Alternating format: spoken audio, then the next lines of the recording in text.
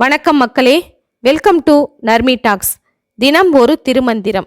இன்று இறைவணக்கம் பாடல் 7. பாடல்: முன்னை ஒப்பாய் உள்ள மூவருக்கு மூத்தவன், தன்னை ஒப்பாய் ஒன்றுமில்லா தலைமகன், தன்னை அப்பா எனில் அப்பனுமாய் உளன், பொன்னை ஒப்பாகின்ற போது அகத்தானே. இந்த பாடலின் பொருள்: படைத்தல், காத்தல், அழித்தல் என்னும் முத்தொழிலும் புரியும் மூவருக்கும் இவனே தலையாயவன். இவன் தனக்கு உவமை சொல்ல இயலாத தனிப்பெரும் தலைவனாவான். பெற்ற தந்தையைப் போல உயிர்களுக்கு அருள் பாலிப்பவனாகவும் உள்ள இவனே பொன்னைப் போல போற்றத்தக்க பெருமையுடையவன். என் உள்ளத்தாமரையில் வீற்றிருக்கின்ற இறைவன் இவனே என்கின்றார் திருமூலர்.